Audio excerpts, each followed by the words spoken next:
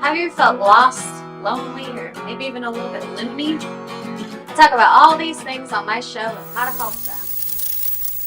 Hi everyone, welcome to this episode of Mental Melodies. I'm your host here, Carmynn Bradley. It is almost Valentine's Day, so love is in the air and there's lots of chocolate. And that's kind of what I wanted to talk about today. Not a chocolate entirely, but like health and autonomy over my health and the choices that I'm making. And I guess there are some things I did talk about last week that I felt like I could kind of piggyback off of. And one of those specifically was this idea of depression. And I had mentioned last week that I had like woken up depressed. And I was kind of toying with this idea that, if I woke up a certain way, I could lean into it for a minute, let myself feel what I needed to feel and then get going. But I also talked about moments and how there are, there are moments in time that are very short. And I think usually when we think of the word moment, we think of a very short period of time, like a second or whatever. But there's also moments that create memories, like one whole day with your family or something. And then I think there are also moments that can extend for a very long time. And so while I do believe that the more I learn about like my body's cues or my mind's cues to things like depression or mental illness, the more I can, beat them head on or whatever. I do think that I was kind of stuck in more of a long-term moment than I was willing to, not maybe willing to admit, but also even just that I was aware of, because last week I was feeling pretty good after, I gave myself that morning. But there is kind of a shift that happened in the last couple of years for me, which was something that was very unexpected because, as I've mentioned before, in my journey to healing, I had found yoga, and it had started back in like 2013, 2014 even, when I first found it, and then it was a very slow rolling ball. But eventually it picked up quite a lot of momentum. And it was in 2019 that I signed up to be a yoga teacher, and I went through this whole training. And even prior to that, I had already begun incorporating yoga into my life. And yoga at that time was what most people think of when they think of yoga. It was a lot of stretching. It was a lot of body work. But it was more than just that. It was the practice of embodiment. And it was a lot of developing of feelings that I needed about my body. I've mentioned multiple times my struggle with an eating disorder, or multiple eating disorders, disordered eating. You can call it disordered eating when you are like acknowledging it on your own, and I think that's a more healthy way of identifying it anyway. Yes, I did have all of the check the boxes things that you need to be assigned this title of an anorexic, which I actually wanted back at that time because it validated, I guess, what I was going through. But I think a lot of people have disordered eating, even if they don't meet all of those boxes. And so we can talk about how to heal from that without having to even like dive into what would that mean for, insurance purposes or whatever. I'm going on a bunch of like little tangents in my mind, but the gist is that, I was talking about those moments in time that are longer. And what had happened in the last couple years is that I got kind of steered off course, where I had been doing yoga every day, and yoga began to evolve. Like I said in the very beginning, it was mostly just stretching and embodiment, but then it became a practice in meditation. Even my reading was kind of lumped in with that, and it started to become kind of a religion for me. It was a way for me to see the world. There were values and beliefs that I just definitely aligned with, and so it helped kind of carry me through a lot of existential crisis that I was going through, having talked about growing up in like a Christian household and then not really knowing what that was going to mean for me. Yoga kind of really just supported me. Like there's so much to choose from in yoga, and like I said, it's not just like the body. So anyway, I was rolling forward with that. Like yoga was becoming my identity. That was kind of like all I did outside of work other than sing. And I became a yoga teacher. I eventually became a therapist, which incorporated all of this, and all of that is kind of also what led me here, which most of you, I think, know at this point. But in all of the life stuff that happened in the last couple years, and then in stepping away from being a counselor, I ended up like losing what we call in the yoga world our practice. And for a lot of people in the yoga world, it either means like meditating in the morning for a certain amount of time, or doing those stretches for a certain amount of time, whatever it is, however it is that you are incorporating these practices in your life to support like the growth of your health, you know. And I had lost that. And I've talked a lot about like consistency. And so that I have been in the last year pretty consistent about like going to the gym a few days a week, you know.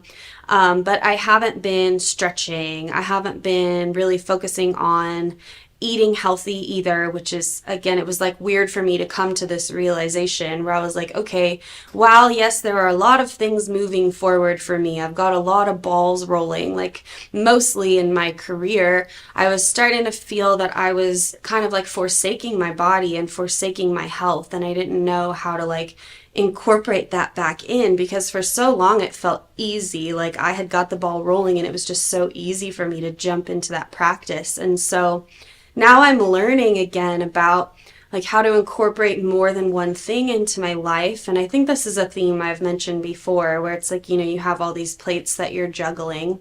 And I have had the habit of juggling too many plates for most of my life. And so in the past 6 months, I would say adding in like more consistent than just this like maintenance of I'm going a few days a week or even one day a week just to say that I went.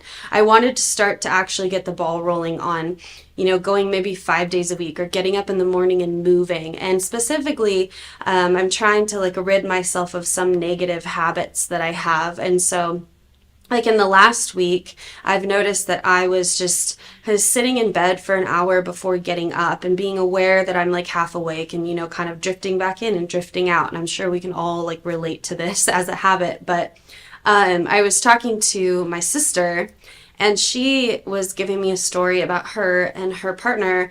And she said something like, one time my partner just said, I don't want to be jealous. And he stopped feeling jealous. And I thought that was so powerful, because I do believe that we do have the power to be able to shift that quickly. It usually doesn't happen that quickly. And I've talked about this on the show. Like once you make a decision, you know, you're stepping forward, you're going to get all these different tests to see like if you really want what you want, and if you're really going to decide to move forward in these healthy habits, all of those things. You know, it's like I'm getting an image of the Pilgrim's Progress, which again, like I've talked about how literature is just it's our world's way of conceptualizing like basically the task we're given once we're born, you know, then we turn 18 and we have to go off and support ourselves. And it's like we didn't choose to be here, and yet we still have, you know, this task where we have to be a human and we have to interact with other people and we have to live in society, and we can't choose to just like surrender and lay back. But I think there's beauty in choosing hard in a different way, you know.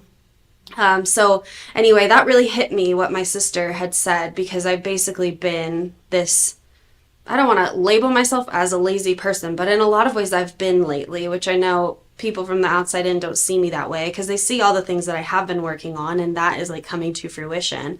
But specifically in this one category about like my health, I have just kind of been ignoring my body. And this is another moment I feel like I've come to, which I've come to this moment before on this show, where I just realized like it's important for me to practice what I preach. So if I'm saying like you're experiencing these symptoms, you can heal them on your own, then I should be doing that also. And I guess I usually talk about that from a mental illness perspective. You know, like I've said, if you have, well, I guess I've said too, if you have, you know, physical ailments, you can often heal them psychologically. Oh yeah, so I guess on the flip side, then like if you have psychological ailments, you can also heal them physically. And I think there's this symbiotic relationship between our mind and body that maybe I'm like finally clarifying right now for all of us.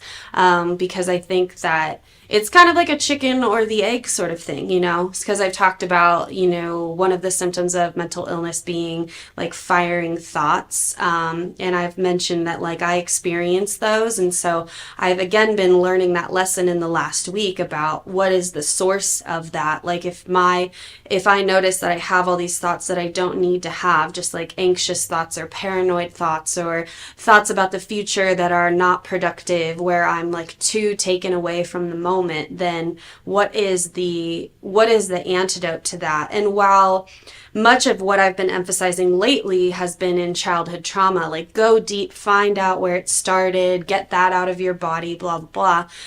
I think there's power also in acknowledging that we continue to experience things that can cause symptoms, and so it's not always that the source of it is from your childhood, and maybe even if it is, you can still do things to make yourself feel better without having to constantly go back and drudge up old stuff. And so I'm just been again kind of conceptualizing what that looks for me right now, and it's been in the making, I guess, since last year. And when I had started talking about kind of like New Year's stuff on the last episode of 2024, I had already been thinking about these things, and I talked a lot about the importance of a morning routine and a nightly routine, and I had been struggling with what that should look like for me.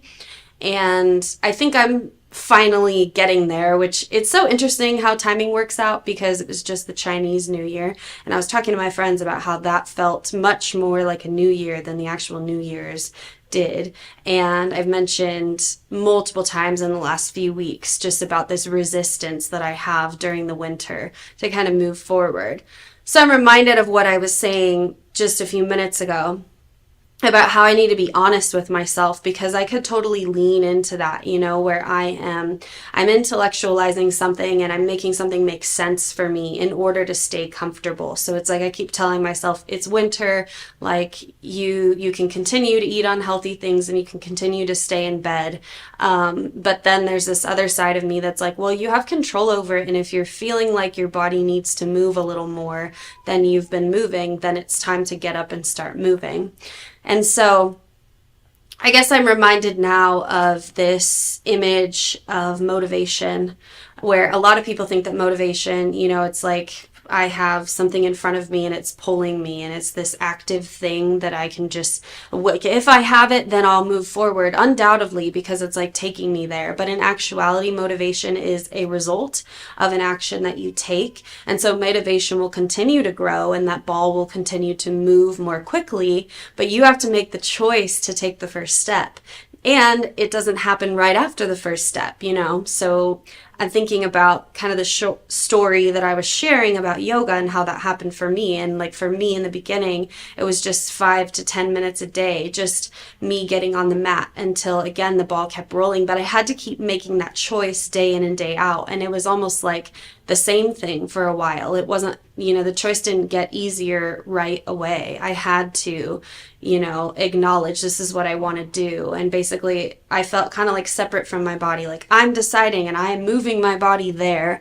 And then eventually, after a few years, it was intuitive for me, where every single day I could give my body the release that it needed. And at that time, and even still now, because that's something I'm talking around something, but at that time I was recovering from a lot of trauma. And so right now I'm acknowledging that a lot of that trauma is still there for me. And so I'm managing like what my triggers are. But for the most part, like my point is that I'm acknowledging how my choices that relate to my health and my body really affect that. And it's just so interesting to see, again, just the different relationships between all of these things. And so like today I did get up a lot sooner because I had been talking to some friends about this concept, and I was like, struggling. They were saying there's this countdown method that Mel Robbins uses, like 5, 4, 3, 2, 1, and then you just do it. And that's something that I used for like dishes and other things when I was really depressed, was this 5, 4, 3, 2, 1 rule.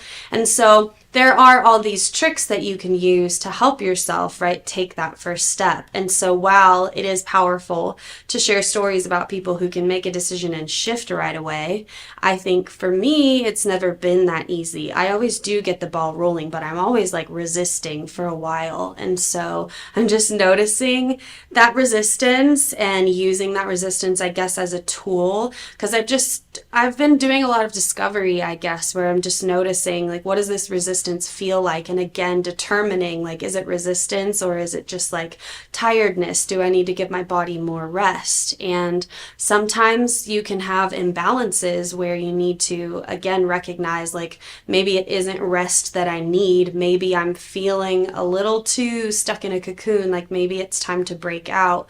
And then again, there's that like resistance that's like, no, I'm not ready yet. I'm not ready yet. I'm not ready yet. And oftentimes you have to start things before you're ready.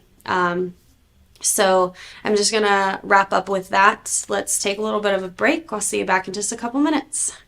Are you looking to record or film your podcast? We have the sound room and all necessary equipment you need. Contact us for pricing and to schedule your tour.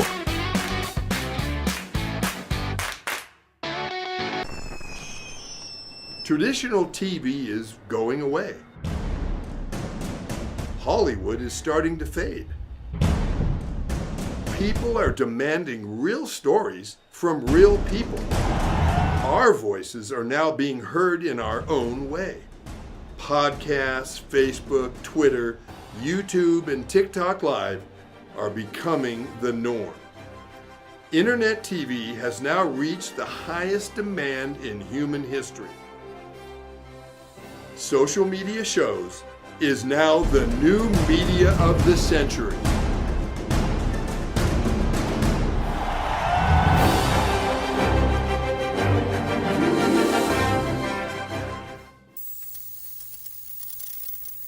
Hey everyone, welcome back. This is the second segment of this episode of Mental Melodies. I'm your host, Carmynn Bradley. Thank you for tuning in and for listening. If you haven't been here before, thank you for tuning in for the first time. And if you're coming back, thank you for continuing to come back. Please just like and subscribe and share and all those things. And I just welcome comments and interactions, especially if what I've been sharing has been helping you in any way. That'd be helpful for me to hear or just interesting for me to hear. And yeah, so I was talking about healing as always. And I guess I stopped myself because I was feeling like a topic shift. And I was thinking about how a few weeks ago I was like, I'm going to talk about chakras. And then I had so many things pop up for me that I felt like inclined to share. Like last week I was very, very vulnerable. And so this week I kind of feel like I'm getting back on track. It was almost like the last 2 weeks with this giant sidebar. But there is value, you know, in all of that, and in especially I think in my story, and because the stuff that I talk about that I'm dealing with and that I'm, you know, learning how to handle or how to manage, or even beyond that, like how to move past, everything has a story, you know, and so knowing where I came from, I think really helps. And it helps to conceptualize these things where, you know, if I'm arguing that many things do have a root in childhood trauma and there's value in going back there, you know, then it's important for me to share what it is that I've healed from and how I've healed from it, because I think that's often the question, where it's like I can say you can heal from your childhood trauma, bye, and then you're like, okay, that's great, but now what do I do? Like, what steps do I take? I had a lot of clients that would ask me, like, can you just give me a book that tells me, like, how to heal from life? And I think this is the closest thing that I can do, is just share my story of how I'm healing. And I just have this continuous theme that pops up of just the imperfection in my journey. Like, I keep getting hit with these different tests. And I think there's so much beauty in that, you know, because if I just hit a plateau and then I was great and I just kept moving forward in the same way, then life would get boring. And I'm kind of the person that doesn't really function well on boredom. I'm more of like a new adventure kind of lady. So this whole thing really, really works for me. So in talking about like losing the last year, in a sense, I didn't really lose it, but I just like, I wasn't quite at the level I wanted to be at, you know, like I guess in the last few weeks, I'm starting to feel a little bit like I'm leaning a little bit too close to the, like, I'm just gonna settle back and like let my body be old. And I know that I'm not old, but this is kind of the decade where I think, at least in my generation, we all expected to kind of go downhill after 30, and that doesn't really make sense. But I think that you do have a choice, and so I could move a lot less, and I could just eat a lot more processed food, and I could start to see like my waistline grow, and I could be fine with that for the rest of my life and just like settle. And it's not even about the weight, but it's just like these are things things that do happen when you start to let those decisions pile up, you know? And it is not even that you can't enjoy yourself.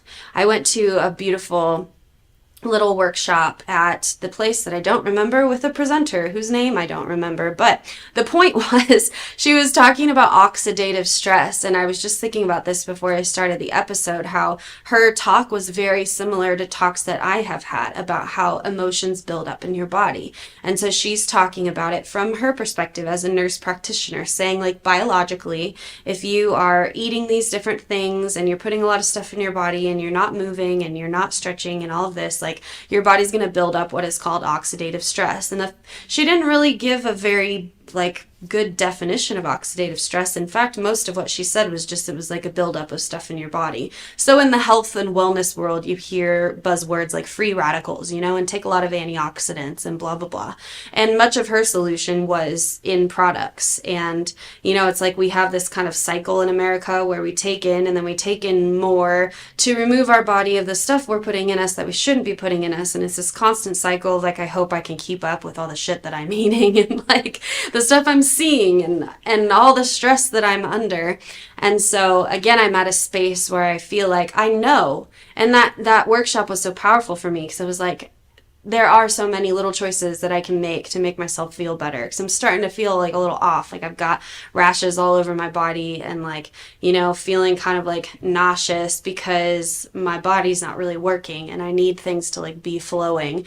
And so that was kind of where I left off in the first segment, because I was thinking about, again, where I left off when I was talking about chakras. And I was kind of talking about the first and second chakra. So if you're just tuning in, chakras are just a way of understanding the energy centers in my body, in our body, and how they can get blocked and how they can work more effectively. And a lot of this is related to different like Eastern medicine, you know, so Chinese acupuncture views the body in a very similar way, where there are energetic channels. You know, if you've ever seen an acupuncture like chart, there are a bunch of lines drawn to different nerves and the pathways that are connected to your different organs. So like the acupuncturist is not just like sticking needles in you randomly. I think if that were the case, nobody would go visit one.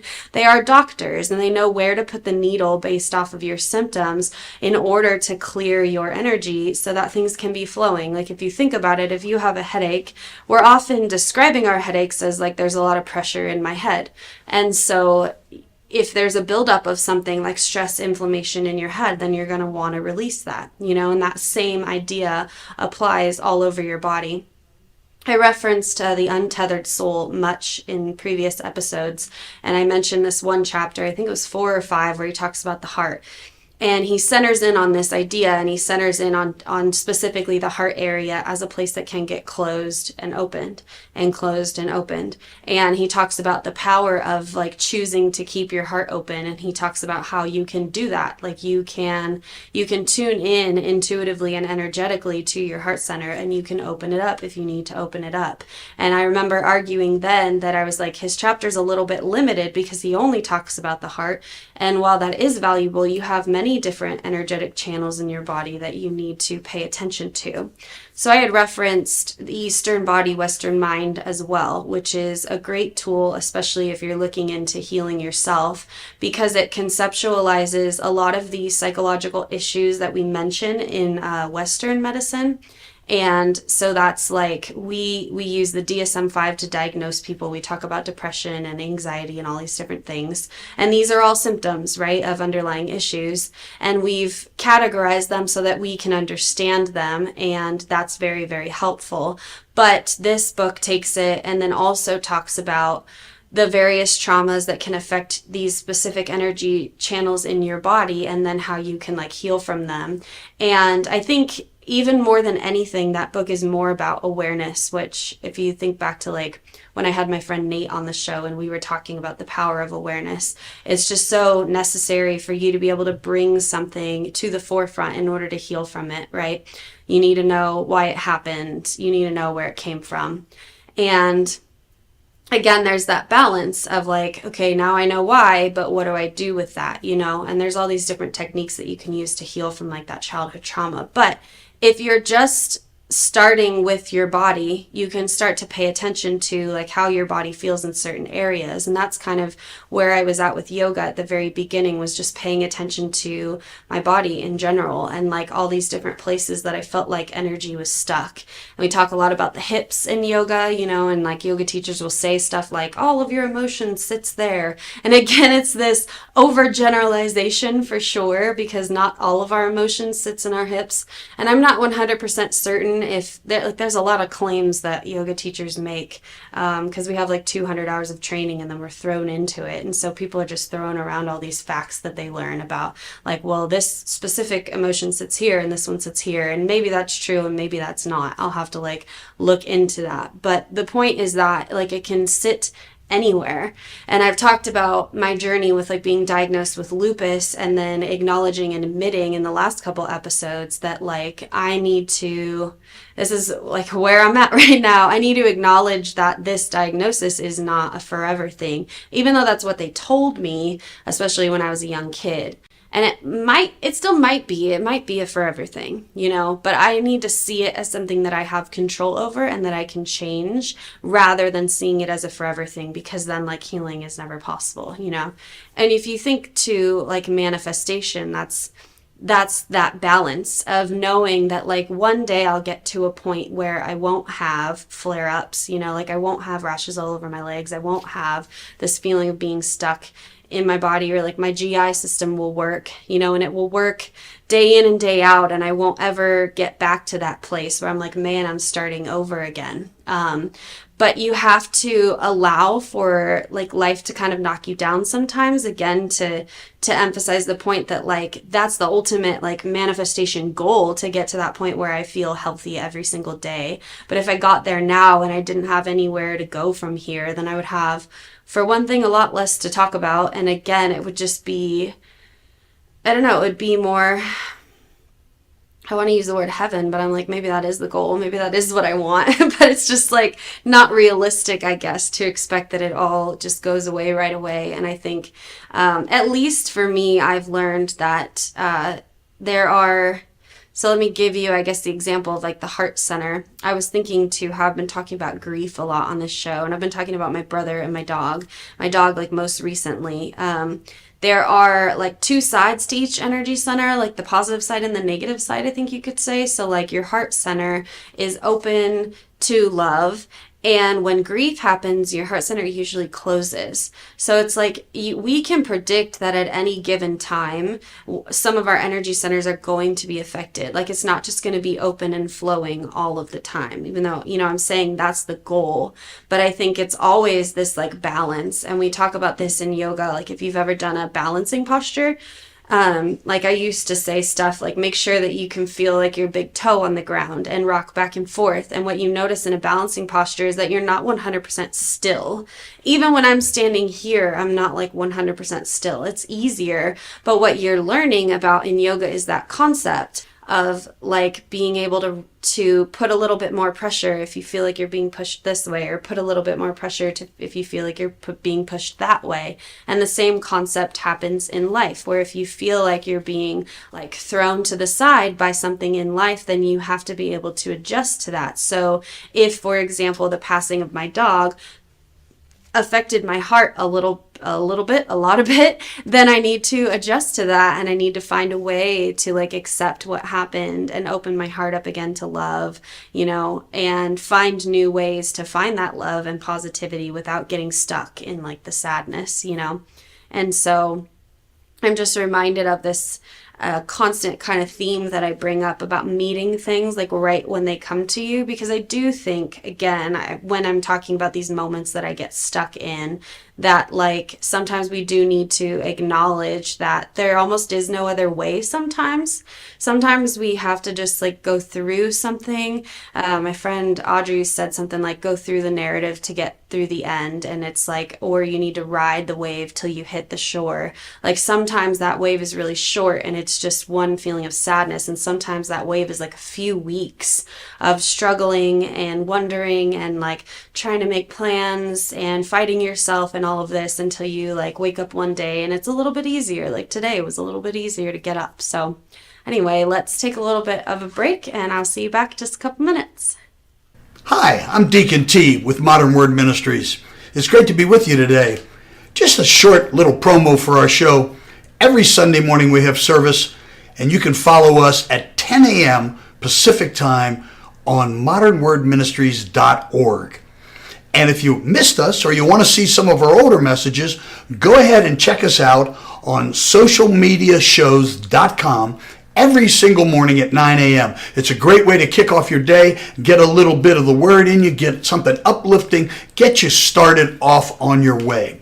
You know, if you're looking for prayer or you need some help, reach out to us. If you go to our website, again, that's modernwordministries.org, you can interact with me via telephone, via DM, text message, whatever you want. I'll get right back to you. So if you need prayer, you need help, you just need somebody to talk to, Modern Word Ministries is here for you. We are your church in the community. So until you see you next time, be blessed, everybody. Bye-bye.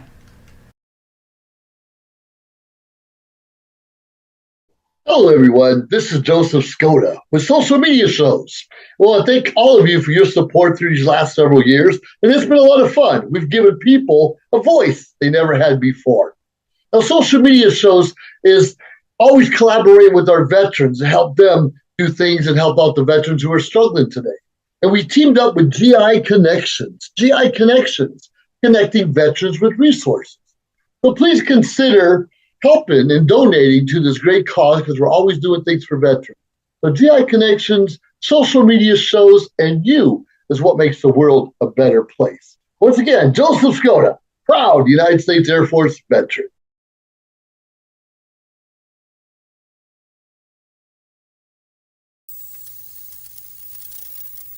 Welcome back. This is Carmynn Bradley. We're in our third segment of this episode of Mental Melodies. Thank you so much for tuning in and just for listening to me get to talk about all these things that I think are really cool and interesting and life-altering and life-changing and beautiful. And there's just so much power, again, in healing and also just in this idea that you can heal yourself. Like that was a lot of what I was talking about last week, aside from like my own story and, you know, becoming this cool person that I like to be. It was also just about self-healing and the power that we have, I think, when we share our stories. Like something popped up the other day for me where this guy was saying like, your voice is powerful. Don't downgrade the fact that your story has power. And I think that everybody does, you know. I think that like back in the day when people sat around fires, like music and stories in life was just that. It was raw. It was in the moment. You know, we've gotten away from that to the point where now, because we don't talk about things, this is why we have to have podcasts, so that the people who feel compelled to talk about things will inspire the other people to feel compelled to talk about things. It's like, I think we've gotten so ahead of ourselves, not ahead of ourselves, just like, I don't know, there's so much nonsense out there that just clouds the fact that like most of life is pretty simple, I think. I don't know, I'm rambling. I was feeling passionate about this morning because I was just thinking back on my journey to like becoming a musician and being able to sing. And there was just like all these like different seeds planted, and I was just thinking about it, and it was just really cool. Like, I don't know, imagining myself being like around a fire as like an old lady, just like singing to my tribe or whatever, and thinking about the beauty and simplicity in like live music specifically and how wonderful it is. It's like we've evolved, you know, beyond that to where we have recording artists and we have, you know, different ways that you can twist music and all of that, and you're adding technology into music. But I think for me, like I love raw things, and I love like peeling away all of the layers and like getting to the nitty gritty. You know, that's like a lot of what I talk about on this show is just being able to accept every single aspect of life and So I was thinking about like the end of last segment, I was talking about sadness again, which I brought up a lot, and I brought up the power of Inside Out, like that Pixar film. And I truly believe that sadness is the key to like a lot of healing that needs to happen. Like a lot of people need to bring up a lot of sadness, and they need to feel it, and they need to really ride that wave. And so, I guess when I'm thinking about my story, I'm talking about like me bringing up a lot of old stuff, a lot of old sadness, a lot of old fear, a lot of old rejection, and like doing yoga for many, many, many, many hours a day. I used to do it for like 4 to 5 plus hours a day, and I was running a lot too. And I've mentioned that before, and I've mentioned how I was like getting rid of a lot of the old energy that was stuck. I'm talking about lupus and like joint pain, and I'm talking about emotions getting stuck in our body. I think it's like when I don't know if everybody has talked about this. This is why I'm putting on my little detective face, but I'm thinking about these like narratives that we hear about like fat cells being built, and this narrative that we're told, about how like your fat cells just start to grow, and essentially they just like stick anywhere that they want to. And one thing I wanted to bring up was that like everybody's body is different. So I imagine that if everybody's body is different in how they store fat, for example, which is just the physical example or metaphor for like what I'm talking about, is that I think that we would also have an individual way that our body would respond to stress. So again, to argue that point that like a lot of yoga teachers make, that like this one specific emotion sits here. It might be true that a lot of us feel anxiety in our belly, but it might also be true that some of us feel it in our shoulders, that maybe some of us feel fear in our feet. I don't know, I'm being silly, but like the point is that there's not one right recipe for you to heal from something, and there's not one way that your body is going to respond to stress. Like, it is a coincidence that Maria and I both have rashes when we are stressed. She was talking about that before the show. We're just on the same wavelength. However, like, there are other people I know who their stress affects them differently, and so really it's about, like I said, it's about that self-ownership. Like, my story is very powerful, not because it's a recipe for how everybody can heal, but I can give you key points, the path that I've taken and the choices that I've made and the things that I've done that have helped me. But to apply them to you is simply going to look different, So I think, like, I'm just reminded today of just that power of embodiment and how important it is to take care of your body, because I'm thinking about, like, so maybe I released a lot of stuff from the past, and then I came to 2022 or 2023, and I'm feeling pretty good. I'm feeling pretty limber. I'm feeling pretty strong. I don't feel like I have a lot of stuff like stuck in me. I still have some childhood trauma to work through, but I'm feeling pretty good. And then life kind of hit me again, and that's what I've been really wrestling with. Is acknowledging the fact that, like, a lot of us have not only childhood trauma, but we also have adult trauma.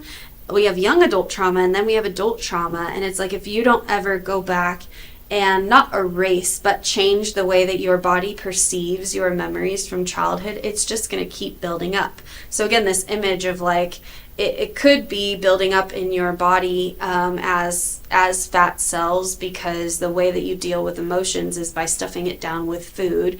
Or it could be building up in your body as, like an autoimmune disorder like I was diagnosed with, where you start to feel it like all in your joints. Again, it's just like individual. But a lot of us, I think, don't have the opportunity to like get caught up, and then life hits us again. And that's where we get something called complex PTSD, when people have childhood trauma and then because resources are not there for kids, they get thrown into foster care or something, and so they have this intense trauma, and then they can't keep a job because they never got the help that they needed, and so then they start to have like grown-up trauma, and then it leads to like drug addiction, and then there's more trauma. And there's a lot of people who are like starting over in their 40s because they simply never got the chance to sit with themselves and have that awareness, or to heal, or they didn't have the resources, and I had shared about my experience in college and how like I had a lot of stuff already building up in my body, like stuff I hadn't dealt with. That was an opportunity for me to deal with it. And I think there are a lot of resources on college campuses, but what I had shared was that specifically with mental health, there weren't that many. So when my body was losing itself, I was going crazy. I mentioned like migraines where I was losing my eyesight and like all these things that were happening as, like a very young adult. I had to go get medical help because obviously my body was hurting, but also partially because there were just not a lot of resources in the mental health field. So while I know that if I had been able to go that other direction, dealing with mental health like in therapy, and had there been more yoga on campus, like maybe yoga that was free or something, and just a lot of awareness and the incorporation of these healing things, then I think college could have been the place where like I shifted. But instead, college was the place where I actually just started to stuff down my childhood trauma instead with more experiences in college, and that's when eating disorders came up, so I'm dealing with I dealt with intense emotions at that time, and again, if I knew that they were not just the emotions of that day, but they were coming from like childhood, maybe I could have felt through it, maybe I could have like ridden the wave, but I wasn't able to at that time. That's not a part of my story. So instead, it took me until 2018 or something until I was like, okay, now I need to take all of this stuff that has built up in my body and in my psyche from childhood until now, and now I need to start healing from that. And by that time I was 28 years old, so you can imagine like all of the stuff that I'm like working through. So the point I guess I'm trying to make now is that like, so I'm saying that back in 2022, I was feeling pretty good, and I felt like I had like cleared myself of a lot of the pain. Like I wasn't having rashes anymore. Like I was feeling pretty healthy. And then I went through this traumatic relationship, and things started to get triggered again, like from childhood, and I'm starting to feel unhealthy again through that time. And so I think it's not that we heal and then all of a sudden we're in the clear. We still have to be pretty aware and pretty cognizant of different things that we like tend to move toward in different ways that we cope. And like specifically for me, negative relationships that I would jump into to fill a void that I had or something like that, And so I feel like I'm very much like catching up and like catching my breath from the last couple of years.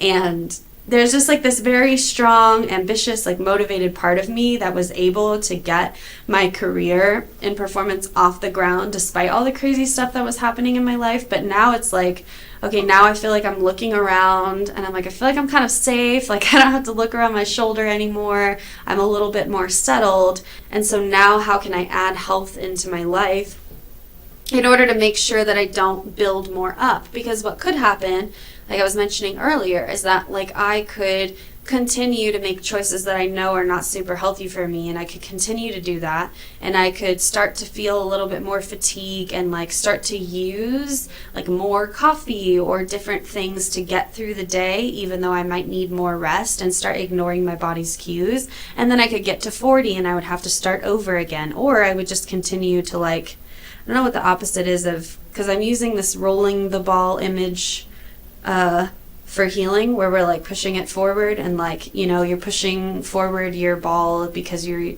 trying to create motivation. But there's also this, I don't know if it's a backwards moving ball. I'll have to come back to you on this image, but what happens when you get stuck and you settle, and then you, like, we use this term in our negative body image language where we say like you let yourself go. What is that image of letting yourself go? Like, I think maybe it's different for everybody, but obviously there's this balance, between giving yourself the chance to have pleasure in your life, like you can still eat cake on your birthday kind of thing. I'm not saying that the best option for me right now is to like go back to when all I was doing was eating vegetables and I had very like strict rules. I'm in a point in my life where I've learned so much about healthy habits that I know that that's not the way to go.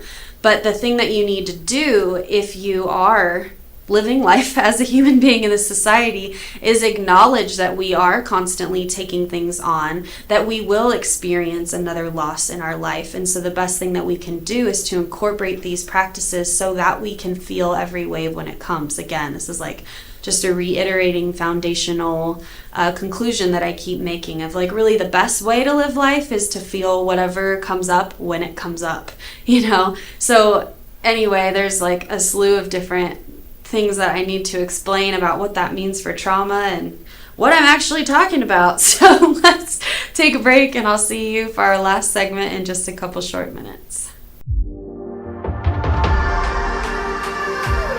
Yes. This old dude here is down in the 89101 with the pimps, hookers, and crackheads. I have the ass of a 16-year-old boy. So, get you some cheesecake. I had to watch porn at the office. They paid me to watch porn at the office. Up is down, black is white, porn is good again. Hooray, porn! Official name and title is Captain Chris Cookie Cook, the Cook County Chili Cook and comedic curmudgeon, captivating crowds from coast to coast. Got Films is a full-service production company that provides motion picture quality content and production services for use in the film and TV industry. Looking for a seasoned crew, high-quality equipment, or other production services for your film, TV, commercial, corporate convention, sports, news, or interview project? Your search stops here. Some of our projects include NASCAR, American Restoration, Pawn Stars, Counting Cars, Top Chef, BattleBots, Forge and Fire, and Street Outlaws. We have also produced over 60 feature films and documentaries. We're ready for all your needs.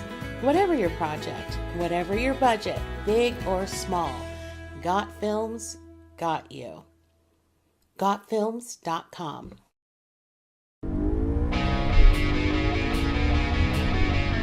Las Vegas, here we come! I can't believe we're all moving to Vegas.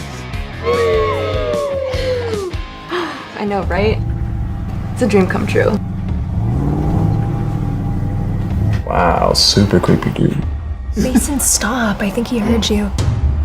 What if someone walked up in the back of his semi?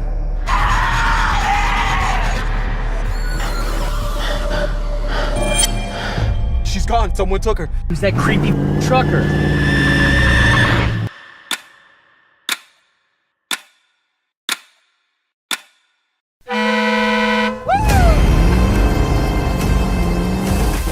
What are you doing?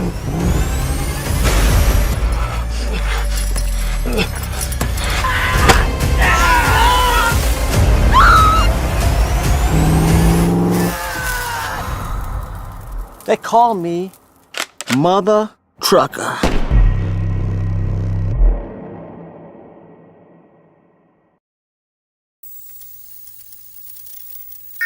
Hey everyone, welcome back. This is the last segment of this episode of Mental Melodies. I'm your host here, Carmynn Bradley, and I have been talking today about something that I do talk about frequently, but specifically about being able to combat like the stress that builds up in your body. And so I brought up a new concept today that sees like the same thing I talk about from a biological perspective, and it's called oxidative stress, right? And so essentially, if you are going through your life and let's say that you don't have any childhood trauma, or you don't have any PTSD, or you don't have any significant depression that you need to watch out for, or you don't have eating disorder stuff to look out for. I'm just like throwing out my mental illness resume to all of you. But if you are not somebody that has all of those things, but maybe you're just experiencing some physical symptoms, like your GI tract doesn't work as great as it could, or you're feeling a little more tired than you should, you want more energy, or like your skin doesn't look so great, then you have power over that. You have power to change that. And so I'm kind of in this place right now where I'm trying to take that back, because I was feeling those sort of symptoms, like too much fatigue, not a lot of energy at work. I'm not getting a lot of brain fog right now, which is great. That was a really bad symptom of lupus when I had it, and that was just terrible, because especially as an intellectual, to not be able to like understand what I was reading was really, really terrible for me. And so obviously there's so many things that I have cleared out from my body and my system and my psyche, to the point where I think I've mentioned that, I don't believe that I'll go back to spots that I was before. like in acknowledging that I've been stuck in kind of a depression for the last few weeks, I also acknowledge like the beauty of being a part of like my little dog's life and then him leaving. There's also things that I could acknowledge that are valid, like February is actually the month that my brother died, so that anniversary will be coming up next week. And next week, yeah, I think so. So it's, those are things that your body does remember, you know, it's like from a trauma perspective. Again, if we're talking about all of this and like how to heal and how your body is connected to like your mental illness. Here's another book for you called The Body Keeps the Score. They actually flashed that book at the end of, I don't remember if it was Smile. I think it was Smile.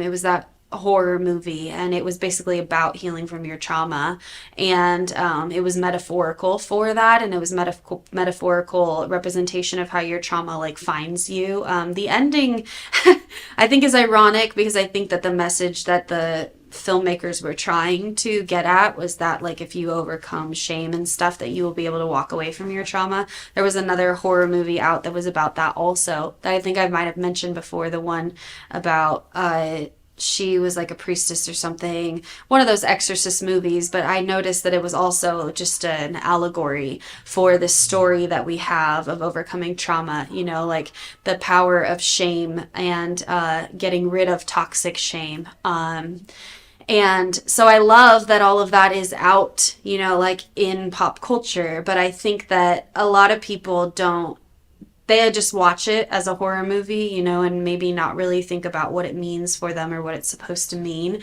And that's the power of English teachers, right? Because we do that. We tell you how to analyze a movie so that you can think about it instead of enjoy it. But anyway, I think I think that I've made my point mostly, I guess, today, just about how important it is to not constantly, but just to every day, like make a practice of making your health a priority. So that's something, again, that I'm just like adding back onto my plate. So since you all know that I'm just experimenting with this life, I'm sure that you'll hear many updates about this project that I'm on in the upcoming weeks. But what I'm doing right now specifically, I guess, as like a habit change, is getting up right when I wake up. And today I didn't do that. Today was the day that I sort of did that. And the last few days I said I was going to and I didn't. And today was better because I was in bed not as long, but I still didn't get up right when I woke up. And I have this thing where I'll stay up too late, and that's part of the problem. So like right when I woke up this morning, I didn't feel like I was fully rested. I think if I'm really following the plan that I want to follow, then I would get up no matter what, just what I used to do back when I was running a lot. But I'm always trying to find balance. And so I not only do I feel that I won't go back to certain periods that I've had in my life that were really dark. Like I will never be as depressed as I was after my brother died. I don't think I'll ever be fully agoraphobic again. I get to those places sometimes where I just don't want to leave the house. If you don't know what agoraphobic means, you know that lady in the I Am Sam movie where he's mentally declined and he has a daughter and they're trying to take the daughter away from him, and there's this lady that lives across from him that plays the piano and she never leaves her house. That's agoraphobia, and it's actually just as extreme as they make it look like in the movies, where I would go to work. I did go to work, but then I would come home and like I would order groceries and I would barely pop my head out the window to make sure I didn't have to talk to anybody and like slide my groceries inside. I would avoid text messages, avoid messes, like all of this. And so again, these are all these like crazy intense things I had to heal from. And so now I'm on a very micro level of that. I talk about like micro and macro a lot on this show too. And it's like interesting because I'm going through the same struggles, and there can be a frustration in that where it's like, I thought I already learned this lesson. Like I've already started over before. I've already had to tell myself like get up and go to the gym or like value your body. But it's not as intense as it was. And that's the beauty of the healing process. Again, with this image of like getting the ball rolling. The ball is already rolling for me, and I have to give myself credit for that. I've been pretty consistent over the last year. But now it's like, okay, what level do I want to be at? Like, do I want to settle here on like I'm a one day a week workout kind of girl, and I And I basically eat whatever I want, and I feel kind of sick, but at least I'm like working out one day a week. That's not who I want to be. I want to be somebody who feels healthy and vibrant and young, and who can begin to say like age is just a mindset, and I can acknowledge like the power that my body has to heal and to get stronger and all of these things. And so what I was saying on that vein of like not going back, there are unhealthy ways that I did do this in the past, and there are also ways that I had to do it in order to combat what it was that I was going through. So I guess that's what I'm working through right now, is like not incorporating this in the same way that I used to, where it's like all encompassing, but finding a way to just add it into the already beautiful buffet that I have of things in my life that I'm focusing on. And so it's just for me right now, it's taking like negative habits and replacing them with positive ones. And so it's funny because the whole like 5, 4, 3, 2, 1 thing came to me around that time that I was like running a lot and like really starting this ball with yoga. And so now it's like coming back to me again, because my body knows and my mind knows and my spirit knows that I've done it before and that I'm capable of it, So sometimes again, it's just like giving yourself the grace to get through these moments until you're ready, but also sometimes you have to start before you're ready. So I'm just like, I keep going back and forth in my mind, but the gist of it is that like you have so much power, I think, to grow and to evolve. And there is always a danger, I think, of getting stuck in negative patterns, of getting stuck in things that make us feel comfortable. We want to be able to enjoy our life. And this is something that I learned a lot when I was really healing from an eating disorder, which is, I think I've mentioned this, that this is like the first thing I really had to do was heal from this, because my relationship with my body is everything. It's the foundation, and so I had to kind of let go of a lot of really rigid food rules and stuff back then, and I had to let myself just enjoy food and not think about it for a while. And so now I feel like I'm at a point where I can balance that, where like I can enjoy life, but I do need to be like stretching or figuring out how to have healthy habits so that it's not my whole identity anymore, but it is a key part of who I am, and it can be a key part of who I am so that I feel good, instead of just like doing what I want to do, but I feel good doing it. And I think that's such a valid desire. I'm sure everybody wants that, right? Like we all want to feel good. I think at the end of the day too, that is what not just mental illness, but negative habits. Like when I talked about the beginning of the episode, you can have stuff that people with eating disorders have. Like you can have disordered eating without having an eating disorder. You can have depressive symptoms without having major depressive disorder. So everybody has their different way of coping with things, whether it's like nicotine or weed or coffee or eating too many cookies or starving yourself or watching too much TV. It's like all these things in excess are negative, and we all have ways that we cope. And so at the end of the day, like we have to find ways to feel our emotions a little bit more so that we can stop like stuffing them down. How do we get to a point where we can feel them, and that's where things like therapy come into play, because sometimes the emotions that we have to pull up from childhood trauma, for example, are too intense to feel on our own. Like there were some feelings that I was having that like I had thought that I had healed from that came up again after my dog died, that were very, very dark, and I felt like I couldn't really go through those on my own.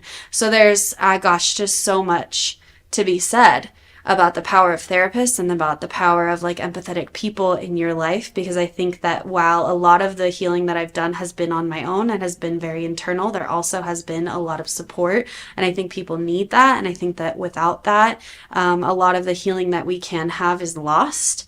And so that's just like, I guess, an appeal that I have out to the world so that more people can be open, so that people have space to like feel these things they need to feel, all of that. But I don't know, I guess here's my PSA for this week. Take care of yourself. Examine like the habits that you have, and maybe like try to pick one. I've talked about how like when you want to start habits, it's best to just pick one. Like there are so many different things I want to change about my health right now, but right now the big thing is just getting up in the morning. So next week I'll let you know how many days I get up right when I wake up, and then you can give me some gold stars. I will see you all in a week.